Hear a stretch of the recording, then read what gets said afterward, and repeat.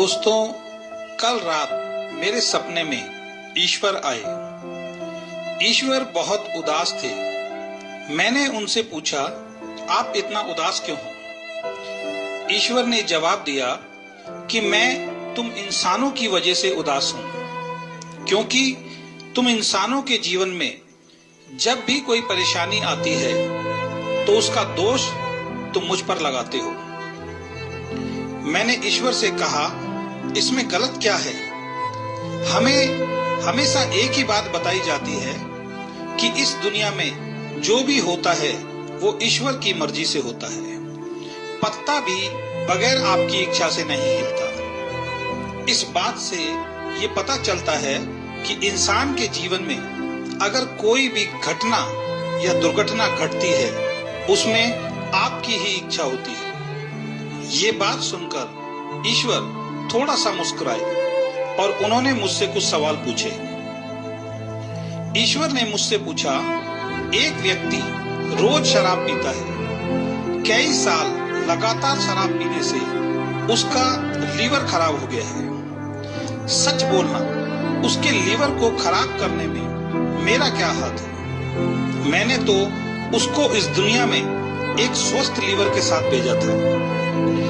एक व्यक्ति के ऊपर बहुत सारा कर्जा है, वो भी मुझे दोष देता है कि मैंने उसकी किस्मत बेकार बनाई है जिससे उस पर कर्जा हो गया, जबकि मैंने जब उसे दुनिया में भेजा था उस पर कोई कर्जा नहीं था।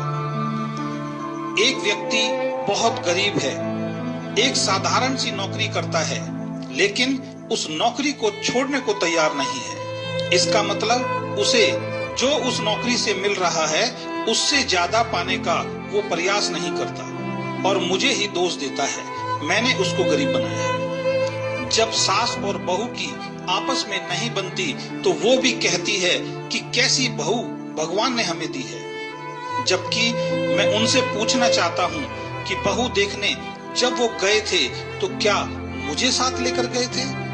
तो फिर मुझे दोष क्यों देते हैं?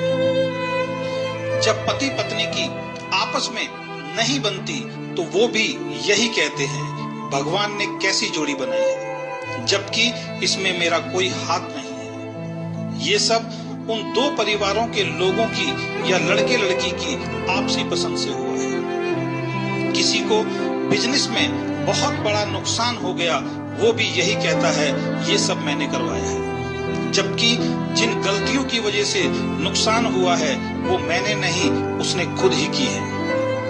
ऐसे बहुत सारे उदाहरण जिसमें आप मुझे दोषी ठहराते हो। और आपकी सबसे बड़ी दिक्कत है, जब आपके जीवन में कुछ अच्छा होता है तो उसका श्रेय आप अपने आप को देते हो कि ये आपकी वजह से हुआ, और जब कुछ गलत होता है तो उसका दोष आप मुझ पर लगाते हो। मैं आपसे एक सवाल पूछना चाहता हूँ, अगर मैं आपको अपने बच्चों की किस्मत लिखने का अधिकार दे दूं तो आप अपने बच्चों की किस्मत कैसी लिखोगे?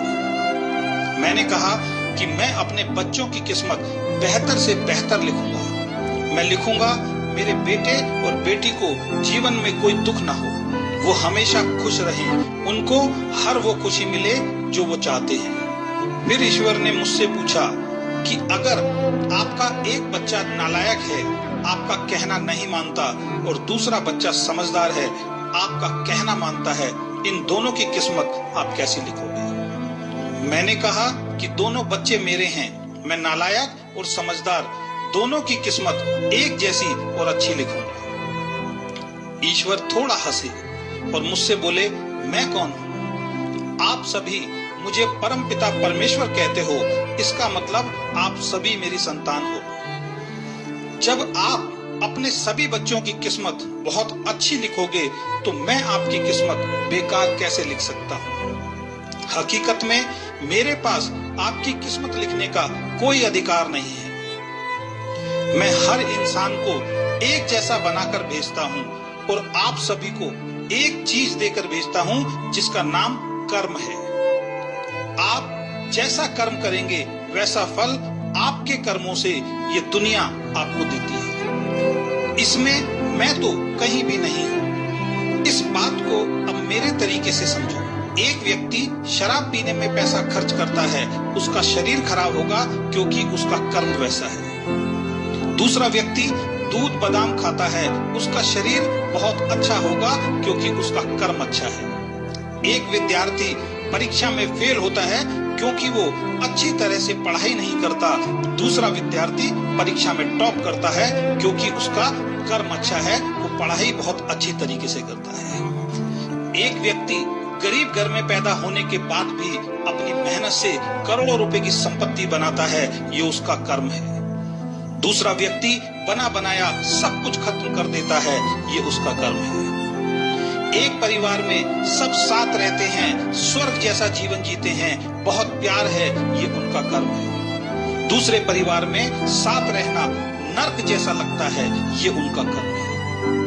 इन बातों से मैं आपको सिर्फ इतना कहना चाहता हूं कि आज अगर आप सुखी हैं तो आप अपने कर्मों की वजह से हैं, और आज अगर आप दुखी हैं तो आप अपने कर्मों की वजह से हैं। और ये कर्म करने की ताकत अंतिम सांस तक आपके साथ रहेगी। अगर आप अपने जीवन को बेहतर बनाना चाहते हैं तो आज से, अभी से अपने कर्मों को अच्छा करना शुरू कर दीजिए। आपका जीवन अच्छा होना शुरू हो जाएगा। ये बात बोलकर ईश्वर मेरे सामने से गायब हो गए, मेरी आंखें खुल गई। मुझे तो समझ में आ गया, मैं जैसा कर्म करूंगा मुझे दुनिया वैसा फल देगी। अब समझने की बारी आपकी है।